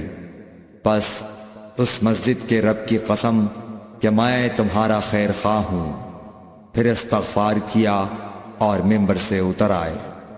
صحیح بخاری حدیث نمبر 59۔ ایک بار حضرت صلی اللہ علیہ وسلم لوگوں میں بیٹھے ہوئے ان سے باتیں کر رہے تھے، اتنے میں ایک دیہاتی آپ کے پاس آیا اور پوچھنے لگا کہ قیامت کب آئے گی۔ آپ صلی اللہ علیہ وسلم اپنی گفتگو میں مصروف رہے۔ بعض لوگ جو مجلس میں تھے کہنے لگے، آپ صلی اللہ علیہ وسلم نے دیہاتی کی بات سنی لیکن پسند نہیں کی، اور بعض کہنے لگے کہ نہیں بلکہ آپ نے اس کی بات سنی ہی نہیں۔ جب آپ اپنی باتیں پوری کر چکے تو میں سمجھتا ہوں کہ آپ صلی اللہ علیہ وسلم نے یوں فرمایا، وہ قیامت کے بارے میں پوچھنے والا کہاں گیا؟ اس دیہاتی نے کہا، حضور میں موجود ہوں۔ آپ نے فرمایا کہ جب امانت ایمانداری دنیا سے اٹھ جائے تو قیامت قائم ہونے کا انتظار کر۔ اس نے کہا، ایمانداری اٹھنے کا کیا مطلب ہے؟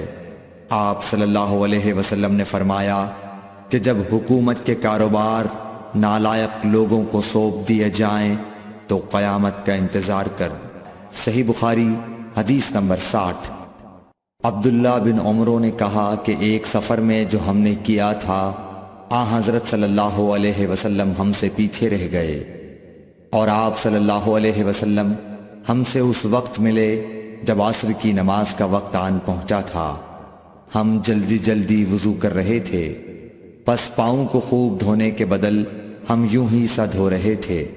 یہ حال دیکھ کر آپ صلی اللہ علیہ وسلم نے بلند آواز سے پکارا، دیکھو ایڑیوں کی خرابی دوزخ سے ہونے والی ہے۔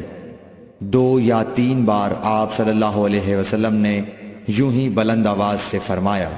صحیح بخاری حدیث نمبر 60، حدیث نمبر 61۔ حضرت صلی اللہ علیہ وسلم نے فرمایا، درختوں میں ایک درخت ایسا ہے کہ اس کے پتے نہیں جھڑتے، اور مسلمان کی مثال اسی درخت کی سی ہے، بتاؤ وہ کون سا درخت ہے؟ یہ سن کر لوگوں کا خیال جنگل کی طرف دوڑا۔ عبداللہ رضی اللہ تعالی عنہ نے کہا، میرے دل میں آیا کہ وہ کھجور کا درخت ہے، مگر میں اپنی کمسنی کی شرم سے نہ بولا۔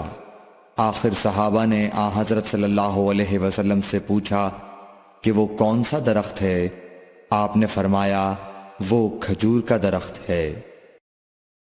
صحیح بخاری حدیث نمبر 62۔ حضرت صلی اللہ علیہ وسلم نے فرمایا، درختوں میں سے ایک درخت ایسا ہے کہ اس کے پتے نہیں جھڑتے، اور مسلمان کی بھی یہی مثال ہے، بتلاؤ وہ کون سا درخت ہے؟ یہ سن کر لوگوں کے خیالات جنگل کے درختوں میں چلے گئے۔ عبداللہ نے کہا کہ میرے دل میں آیا کہ بتلا دوں کہ وہ کھجور کا درخت ہے، لیکن وہاں بہت بزرگ موجود تھے، اس لیے مجھ کو شرم آئی۔ آخر صحابہ نے عرض کیا، یا رسول اللہ، آپ ہی بیان فرما دیجئے۔ آپ صلی اللہ علیہ وسلم نے بتلایا کہ وہ کھجور کا درخت ہے۔ صحیح بخاری حدیث نمبر 63۔ حضرت صلی اللہ علیہ وآلہ وسلم ایک بار مسجد میں بیٹھے ہوئے تھے، اتنے میں ایک شخص اونٹ پر سوار ہو کر آیا اور اونٹ کو مسجد میں بٹھا کر باندھ دیا۔ پھر پوچھنے لگا، بھائیو تم لوگوں میں محمد کون سے ہیں؟ حضرت صلی اللہ علیہ وسلم اس وقت لوگوں میں تکیہ لگائے بیٹھے ہوئے تھے۔ ہم نے کہا، حضرت محمد صلی اللہ علیہ وسلم یہ سفید رنگ والے بزرگ ہیں جو تکیہ لگائے ہوئے تشریف فرما ہیں۔ تب وہ آپ سے مخاطب ہوا کہ اے عبد المطلب کے فرزند، آپ صلی اللہ علیہ وسلم نے فرمایا، کہو میں آپ کی بات سن رہا ہوں۔ وہ بولا، میں آپ سے کچھ دینی باتیں دریافت کرنا چاہتا ہوں، اور ذرا سختی سے بھی پوچھوں گا تو آپ اپنے دل میں برا نہ مانیے گا۔ آپ صلی اللہ علیہ وسلم نے فرمایا، نہیں، جو تمہارا دل چاہے پوچھو۔ تب اس نے کہا کہ میں آپ کے رب اور اگلے لوگوں کے رب تبارک و تعالی کی قسم دے کر پوچھتا ہوں، کیا آپ کو اللہ نے دنیا کے سب لوگوں کی طرف رسول بنا کر بھیجا ہے؟ آپ صلی اللہ علیہ وسلم نے فرمایا، ہاں یا میرے اللہ۔ پھر اس نے کہا، میں آپ کو اللہ کی قسم دیتا ہوں، کیا اللہ نے آپ کو رات دن میں 5 نمازیں پڑھنے کا حکم فرمایا ہے؟ آپ صلی اللہ علیہ وسلم نے فرمایا، ہاں یا میرے اللہ۔ پھر کہنے لگا، میں آپ کو اللہ کی قسم دے کر پوچھتا ہوں کہ کیا اللہ نے آپ کو یہ حکم دیا ہے کہ سال بھر میں اس مہینے رمضان کے روزے رکھو؟ آپ صلی اللہ علیہ وسلم نے فرمایا، ہاں یا میرے اللہ۔ پھر کہنے لگا، میں آپ کو اللہ کی قسم دے کر پوچھتا ہوں کہ کیا اللہ نے آپ کو یہ حکم دیا ہے کہ آپ ہم میں سے جو مالدار لوگ ہیں ان سے زکوٰۃ وصول کر کے ہمارے محتاجوں میں بانٹ دیا کریں؟ حضرت صلی اللہ علیہ وسلم نے فرمایا، ہاں یا میرے اللہ۔ تب وہ شخص کہنے لگا، جو حکم آپ اللہ کے پاس سے لائے ہیں میں ان پر ایمان لایا، اور میں اپنی قوم کے لوگوں کا جو یہاں نہیں آئے ہیں بھیجا ہوا تحقیق حال کے لیے آیا ہوں۔ صحیح بخاری حدیث نمبر 64۔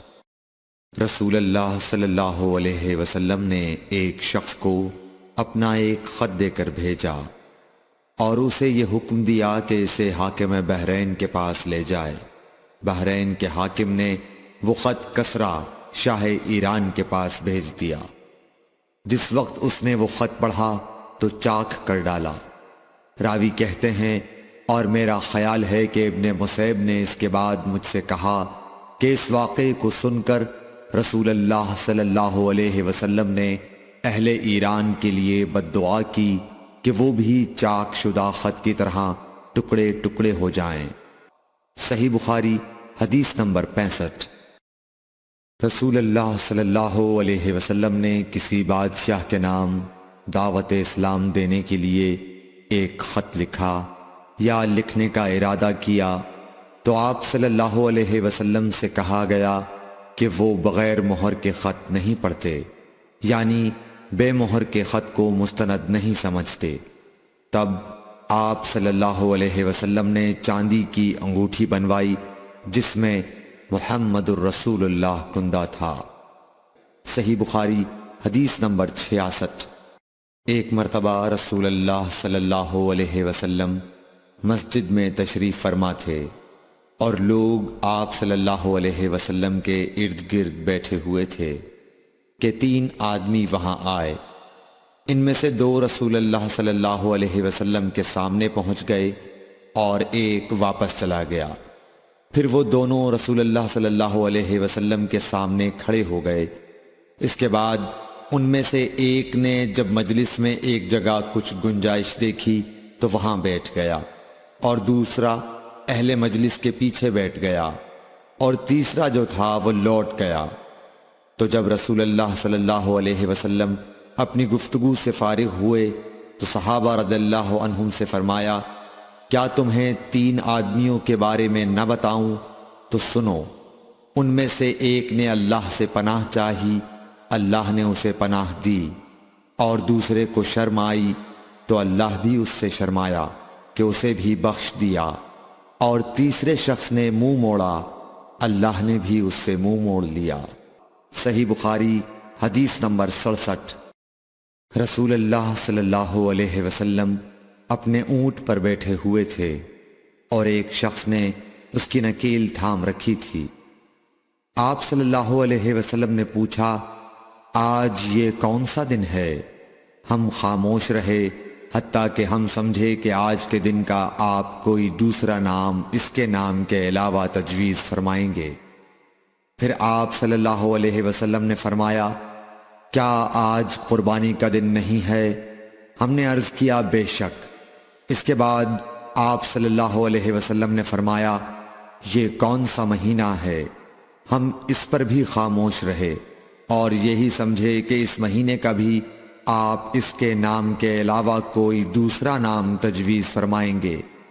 پھر آپ صلی اللہ علیہ وسلم نے فرمایا، کیا یہ ذوالحجہ کا مہینہ نہیں ہے؟ ہم نے عرض کیا، بے شک۔ آپ صلی اللہ علیہ وسلم نے فرمایا، تو یقیناً تمہاری جانیں اور تمہارے مال اور تمہاری آبرو تمہارے درمیان اسی طرح حرام ہیں جس طرح آج کے دن کی حرمت تمہارے اس مہینے اور اس شہر میں ہے۔ پس جو شخص حاضر ہے اسے چاہیے کہ غائب کو یہ بات پہنچا دے، کیونکہ ایسا ممکن ہے کہ جو شخص یہاں موجود ہے وہ ایسے شخص کو یہ خبر پہنچائے جو اس سے زیادہ یاد رکھنے والا ہو۔ صحیح بخاری حدیث نمبر 68۔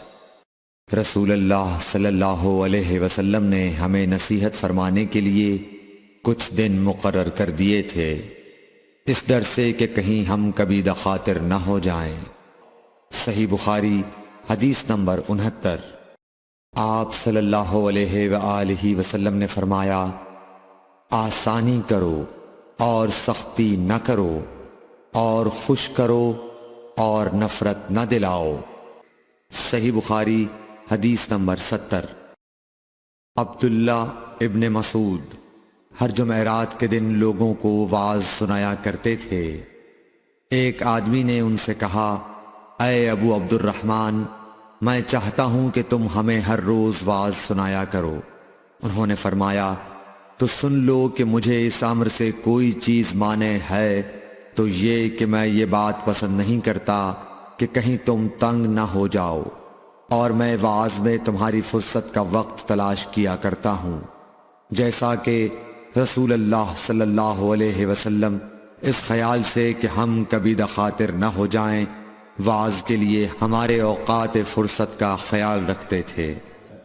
رسول اللہ صلی اللہ علیہ وسلم نے فرمایا، جس شخص کے ساتھ اللہ تعالی بھلائی کا ارادہ کرے اسے دین کی سمجھ عنایت فرما دیتا ہے، اور میں تو محض تقسیم کرنے والا ہوں، دینے والا تو اللہ ہی ہے، اور یہ امت ہمیشہ اللہ کے حکم پر قائم رہے گی، اور جو شخص ان کی مخالفت کرے گا انہیں نقصان نہیں پہنچا سکے گا یہاں تک کہ اللہ کا حکم قیامت آ جائے اور یہ عالم فنا ہو جائے۔ صحیح بخاری حدیث نمبر 72۔ عبداللہ بن عمر رضی اللہ تعالی عنہ کہتے تھے کہ ہم رسول اللہ صلی اللہ علیہ وسلم کی خدمت میں حاضر تھے کہ آپ صلی اللہ علیہ وسلم کے پاس کھجور کا ایک گابھا لایا گیا۔ اسے دیکھ کر آپ نے فرمایا کہ درختوں میں ایک درخت ایسا ہے اس کی مثال مسلمان کی طرح ہے۔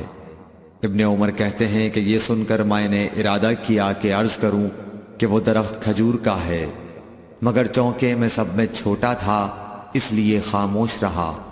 پھر رسول اللہ صلی اللہ علیہ وسلم نے خود ہی فرمایا کہ وہ کھجور ہے۔ صحیح بخاری حدیث نمبر 73۔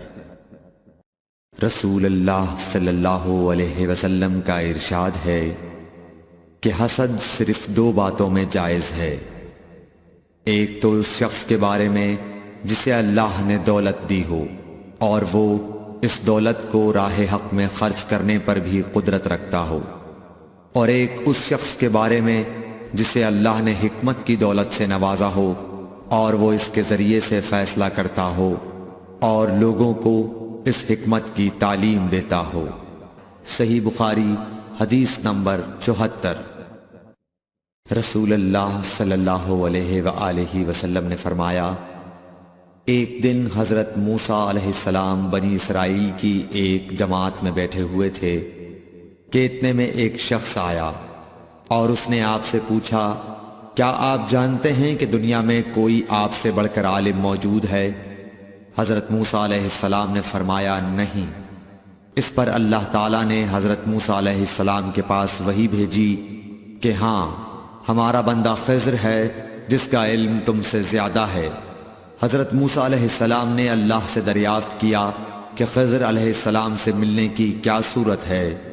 اللہ تعالیٰ نے ایک مچھلی کو ان سے ملاقات کی علامت قرار دیا اور ان سے کہہ دیا کہ جب تم اس مچھلی کو گم کر دو تو واپس لوٹ جاؤ، تب خضر سے تمہاری ملاقات ہوگی۔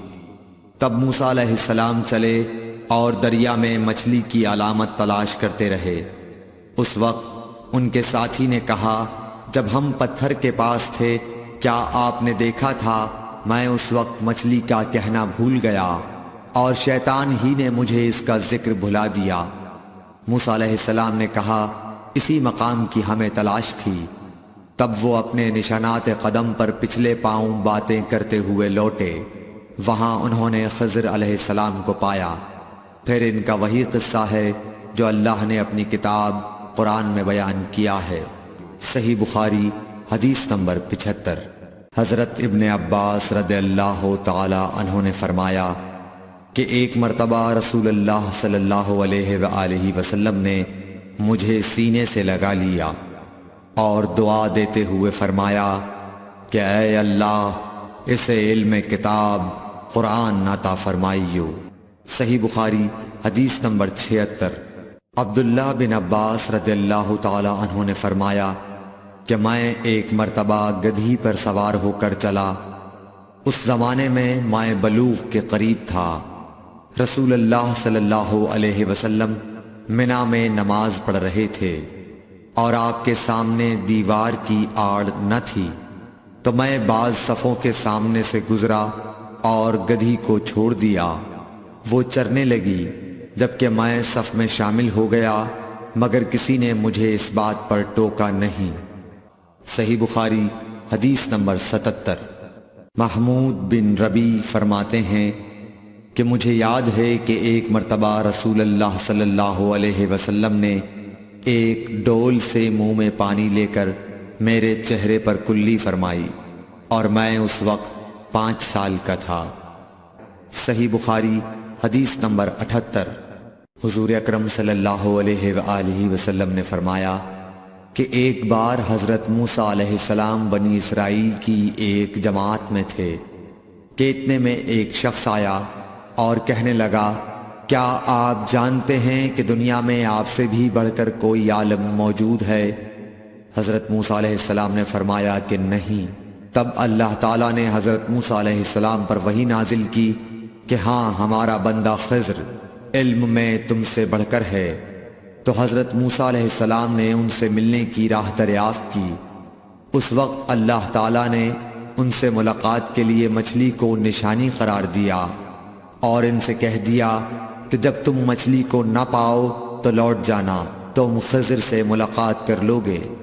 حضرت موسیٰ علیہ السلام دریا میں مچھلی کے نشان کا انتظار کرتے رہے۔ تب ان کے خادم نے ان سے کہا، کیا آپ نے دیکھا تھا کہ جب ہم پتھر کے پاس تھے تو میں وہاں مچھلی بھول گیا اور مجھے شیطان ہی نے غافل کر دیا؟ حضرت موسیٰ علیہ السلام نے کہا کہ ہم اسی مقام کے تو متلاشی تھے۔ تب وہ اپنے قدموں کے نشانوں پر باتیں کرتے ہوئے واپس لوٹے۔ وہاں خضر علیہ السلام کو انہوں نے پایا۔ پھر ان کا قصہ وہی ہے جو اللہ تعالیٰ نے اپنی کتاب میں بیان فرمایا ہے۔ صحیح بخاری حدیث نمبر 79۔ آپ صلی اللہ علیہ وآلہ وسلم نے فرمایا کہ اللہ تعالیٰ نے مجھے جس علم و ہدایت کے ساتھ بھیجا ہے اس کی مثال زبردست بارش کی سی ہے جو زمین پر خوب برسے۔ بعض زمین جو صاف ہوتی ہے وہ پانی کو پی لیتی ہے اور بہت بہت سبزہ اور گھاس اگاتی ہے، اور بعض زمین جو سخت ہوتی ہے وہ پانی کو روک لیتی ہے۔ اس سے اللہ تعالیٰ لوگوں کو فائدہ پہنچاتا ہے، وہ اس سے سیراب ہوتے ہیں اور سیراب کرتے ہیں۔ اور کچھ اور زمین کے بعض خطوں پر پانی پڑتا ہے جو بالکل چٹیل میدان ہوتے ہیں، نہ پانی روکتے ہیں اور نہ ہی سبزہ اگاتے ہیں۔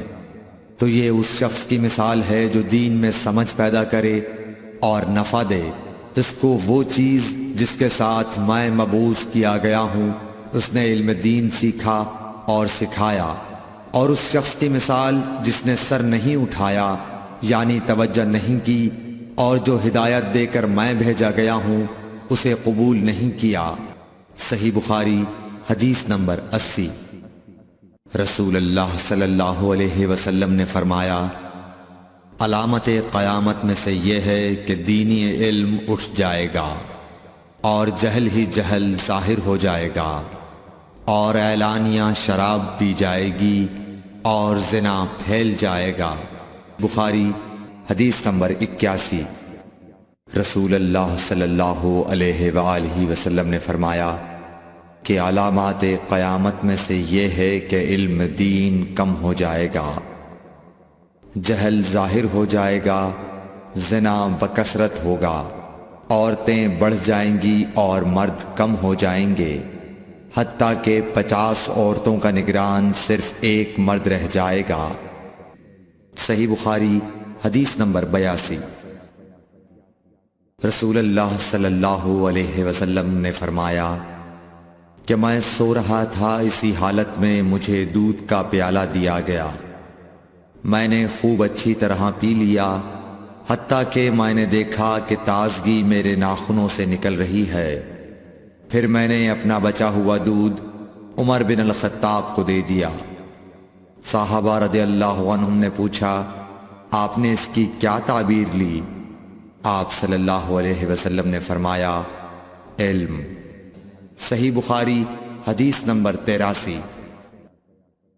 حجۃ الوداع میں رسول اللہ صلی اللہ علیہ وسلم لوگوں کے مسائل دریافت کرنے کی وجہ سے منا میں ٹھہر گئے تو ایک شخص آیا اور اس نے کہا کہ میں نے بے خبری میں ذبح کرنے سے پہلے سر منڈا لیا۔ آپ صلی اللہ علیہ وسلم نے فرمایا، اب ذبح کر لے اور کچھ حرج نہیں۔ پھر دوسرا آدمی آیا، اس نے کہا کہ میں نے بے خبری میں رمی کرنے سے پہلے قربانی کر لی۔ آپ صلی اللہ علیہ وآلہ وسلم نے فرمایا، اب رمی کر لے اور پہلے کر دینے سے کچھ حرج نہیں۔ ابن عمرو کہتے ہیں اس دن آپ صلی اللہ علیہ وسلم سے جس چیز کا بھی سوال ہوا جو کسی نے آگے اور پیچھے کر لی تھی تو آپ صلی اللہ علیہ وسلم نے یہی فرمایا کہ اب کر لے اور کچھ حرج نہیں۔ صحیح بخاری حدیث نمبر 84۔ نبی صلی اللہ علیہ وسلم سے آپ کے آخری حج میں کسی نے پوچھا کہ میں نے رمی کرنے یعنی کنکر پھینکنے سے پہلے ذبح کر لیا۔ آپ صلی اللہ علیہ وسلم نے ہاتھ سے اشارہ کیا اور فرمایا کچھ حرج نہیں۔ کسی نے کہا کہ میں نے ذبح سے پہلے حلق کر لیا۔ آپ صلی اللہ علیہ وسلم نے سر سے اشارہ فرما دیا کہ کچھ حرج نہیں۔ صحیح بخاری حدیث نمبر 85۔ آپ صلی اللہ علیہ وسلم نے فرمایا کہ ایک وقت ایسا آئے گا کہ جب علم اٹھا لیا جائے گا، جہالت اور فتنے پھیل جائیں گے اور حرج بڑھ جائے گا۔ آپ سے پوچھا گیا کہ یا رسول اللہ حرج سے کیا مراد ہے؟ آپ صلی اللہ علیہ وسلم نے اپنے ہاتھ کو حرکت دے کر فرمایا، اس طرح گویا آپ صلی اللہ علیہ وسلم نے اس سے قتل مراد لیا۔ صحیح بخاری حدیث نمبر 86۔ ہم سے موسیٰ بن اسماعیل نے بیان کیا، ان سے وہیب نے، ان سے حشام نے فاطمہ کے واسطے سے نقل کیا، وہ اسما سے روایت کرتی ہیں کہ میں عائشہ رضی اللہ تعالی عنہا کے پاس آئی، وہ نماز پڑھ رہی تھیں۔ میں نے کہا لوگوں کا کیا حال ہے؟ تو انہوں نے آسمان کی طرف اشارہ کیا، یعنی سورج کو گہن لگا ہے۔ اتنے میں لوگ نماز کے لیے کھڑے ہو گئے۔ حضرت عائشہ رضی اللہ تعالی عنہا نے کہا اللہ پاک ہے۔ میں نے کہا کیا یہ گہن کوئی خاص نشانی ہے؟ انہوں نے سر سے اشارہ کیا، یعنی ہاں۔ پھر میں بھی نماز کے لیے کھڑی ہو گئی، حتیٰ کہ مجھے غش آنے لگا تو میں اپنے سر پر پانی ڈالنے لگی۔ پھر نماز کے بعد رسول اللہ صلی اللہ علیہ وسلم نے اللہ تعالیٰ کی تعریف کی اور اس کی صفت بیان فرمائی۔ پھر فرمایا جو چیز مجھے پہلے دکھلائی نہیں گئی تھی آج وہ سب اس جگہ میں نے دیکھ لی، یہاں تک کہ جنت اور دوزخ کو بھی دیکھ لیا، اور مجھ پر یہ وحی کی گئی کہ تم اپنی قبروں میں آزمائے جاؤ گے۔ مثل یا قرب کا کون سا لفظ؟ حضرت اسما نے فرمایا میں نہیں جانتی۔ فاطمہ کہتی ہیں یعنی فتنہ دجال کی طرح آزمائے جاؤ گے۔ کہا جائے گا قبر کے اندر کہ تم اس آدمی کے بارے میں کیا جانتے ہو؟ تو جو صاحب ایمان یا صاحب یقین ہوگا۔ کون سا لفظ فرمایا؟ حضرت اسما نے مجھے یاد نہیں۔ وہ کہے گا وہ محمد اللہ کے رسول صلی اللہ علیہ وسلم ہیں جو ہمارے پاس اللہ کی ہدایت اور دلیلیں لے کر آئے تو ہم نے ان کو قبول کر لیا اور ان کی پیروی کی۔ وہ محمد صلی اللہ علیہ وسلم ہیں۔ 3 بار اسی طرح کہے گا، پھر اس سے کہہ دیا جائے گا کہ آرام سے سو جا، بے شک ہم نے جان لیا کہ تو محمد صلی اللہ علیہ وسلم پر یقین رکھتا تھا۔ اور بہرحال منافق یا شکی آدمی، میں نہیں جانتی کہ ان میں سے کون سا لفظ حضرت اسما نے استعمال کیا۔ تو وہ منافق یا شکی آدمی کہے گا کہ جو لوگوں کو میں نے کہتے سنا میں نے بھی وہی کہہ دیا، باقی میں کچھ نہیں جانتا۔ صحیح بخاری حدیث نمبر 87۔ قبیلہ عبد القیس کا وفد رسول اللہ صلی اللہ علیہ وسلم کی خدمت میں آیا۔ آپ صلی اللہ علیہ وسلم نے دریافت کیا کہ کون سا وفد آیا ہے یا یہ کون لوگ ہیں؟ انہوں نے کہا ربیعہ خاندان کے لوگ ہیں۔ آپ صلی اللہ علیہ وسلم نے فرمایا کہ مبارک ہو قوم کو آنا یا مبارک ہو اس وفد کو جو کبھی نہ رسوا ہو نہ شرمندہ ہو۔ اس کے بعد انہوں نے عرض کیا کہ ہم ایک دور دراز کونے سے آپ کے پاس آئے ہیں اور ہمارے اور آپ کے درمیان کفار مضر کا قبیلہ پڑتا ہے، اس کے خوف کی وجہ سے ہم حرمت والے مہینوں کے علاوہ اور ایام میں نہیں آ سکتے، اس لیے ہمیں کوئی ایسی قطعی بات بتلا دیجئے کہ جس کی ہم اپنے پیچھے رہ جانے والے لوگوں کو خبر دے دیں اور اس کی وجہ سے ہم جنت میں داخل ہو سکیں۔ تو آپ صلی اللہ علیہ وسلم نے انہیں 4 باتوں کا حکم دیا اور 4 سے روک دیا۔ اول انہیں حکم دیا کہ ایک اللہ پر ایمان لائیں، پھر فرمایا کہ کیا تم جانتے ہو کہ ایک اللہ پر ایمان لانے کا کیا مطلب ہے؟ انہوں نے عرض کیا اللہ اور اس کا رسول زیادہ جانتے ہیں۔ آپ صلی اللہ علیہ وسلم نے فرمایا ایک اللہ پر ایمان لانے کا مطلب یہ ہے کہ اس بات کا اقرار کرنا کہ اللہ کے سوا کوئی معبود نہیں، اور یہ کہ محمد صلی اللہ علیہ وسلم اللہ کے سچے رسول ہیں، اور نماز قائم کرنا، زکوٰۃ ادا کرنا اور ماہ رمضان کے روزے رکھنا، اور یہ کہ تم مال غنیمت سے 5واں حصہ ادا کرو، اور 4 چیزوں سے منع فرمایا، دبا، حنتم، مزفت کے استعمال سے، اور چوتھی چیز کے بارے میں شعبہ کہتے ہیں کہ ابو حمزہ بسا اوقات نقیر کہتے تھے اور بسا اوقات مقیر۔ اس کے بعد رسول اللہ صلی اللہ علیہ وسلم نے فرمایا کہ ان باتوں کو یاد رکھو اور اپنے پیچھے رہ جانے والوں کو بھی ان کی خبر کر دو۔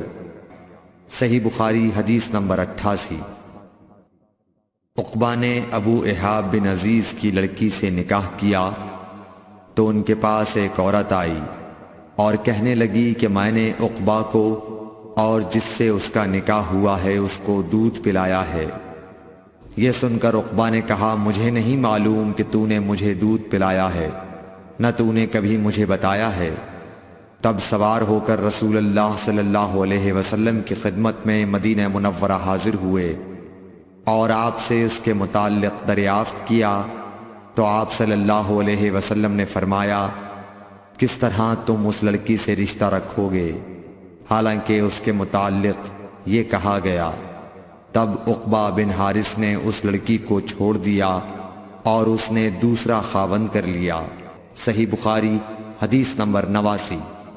حضرت عمر سے روایت ہے کہ میں اور میرا ایک انصاری پڑوسی دونوں اطراف مدینہ کے ایک گاؤں بنی امیہ بن زید میں رہتے تھے، جو مدینے کے پورب کی طرف بلند گاؤں میں سے ہے۔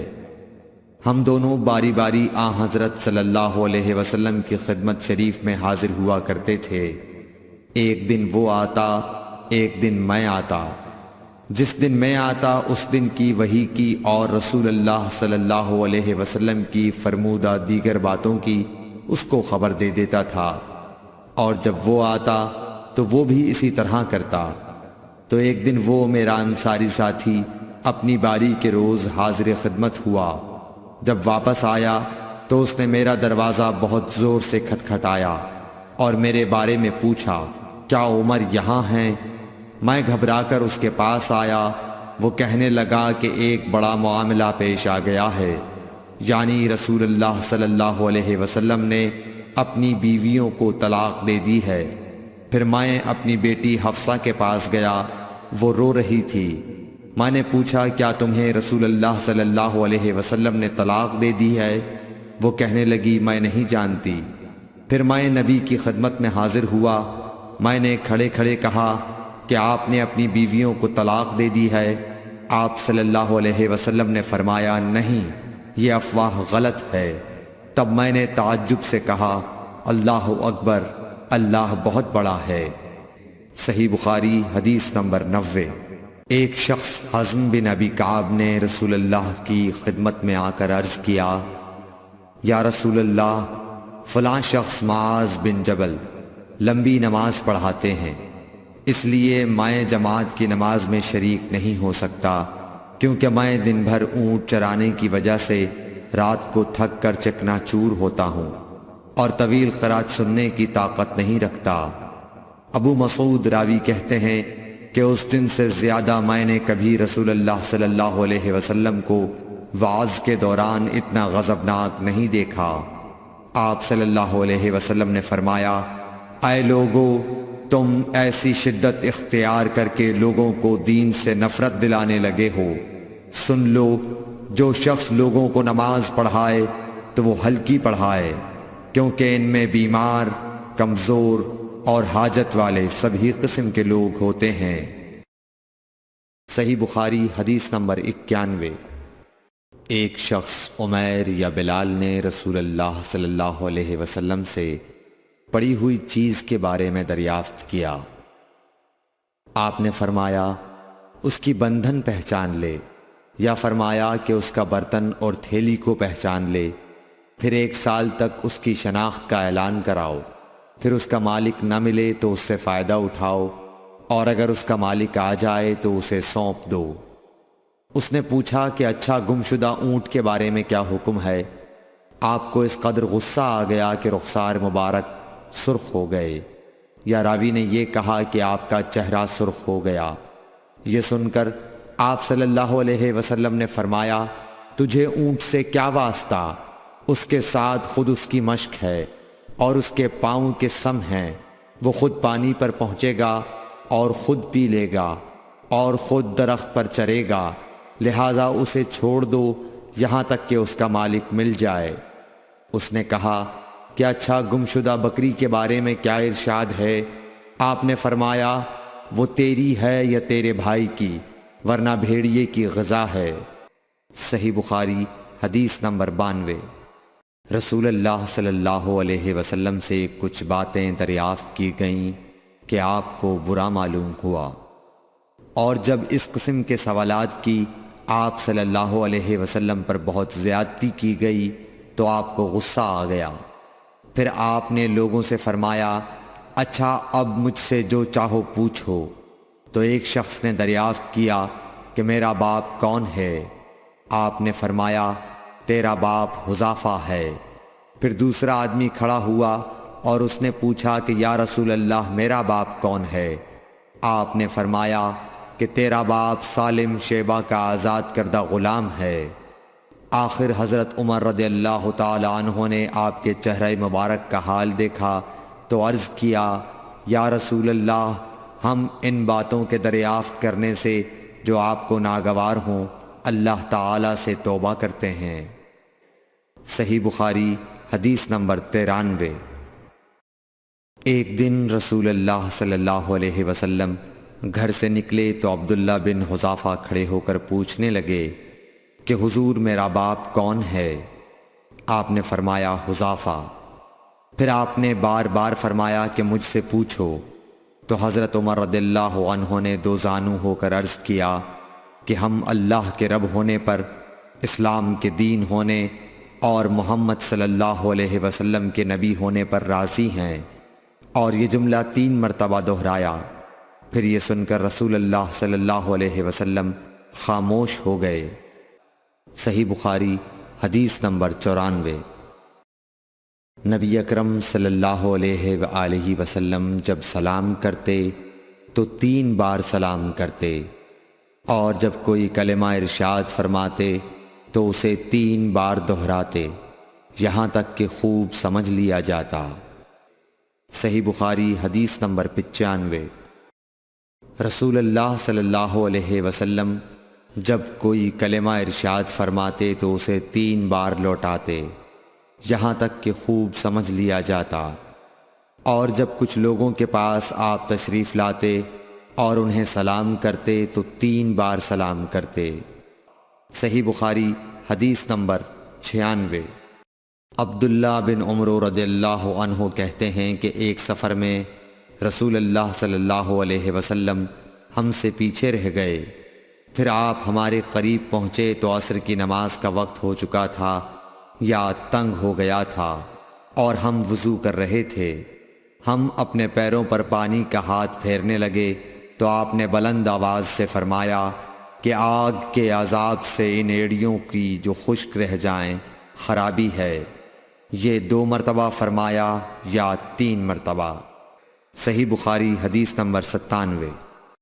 رسول اللہ صلی اللہ علیہ وسلم نے فرمایا کہ 3 شخص ہیں جن کے لیے دگنا اجر ہے، ایک وہ جو اہل کتاب سے ہو اور اپنے نبی پر اور محمد صلی اللہ علیہ وسلم پر ایمان لائے، دوسرے وہ غلام جو اپنے آقا اور اللہ دونوں کا حق ادا کرے، اور تیسرے وہ آدمی جس کے پاس کوئی لونڈی ہو جس سے شباشی کرتا ہے، اور اس کو تربیت دے تو اچھی تربیت دے، تعلیم دے تو عمدہ دے، پھر اسے آزاد کر کے اس سے نکاح کر لے تو اس کے لیے دگنا اجر ہے۔ صحیح بخاری حدیث نمبر 98۔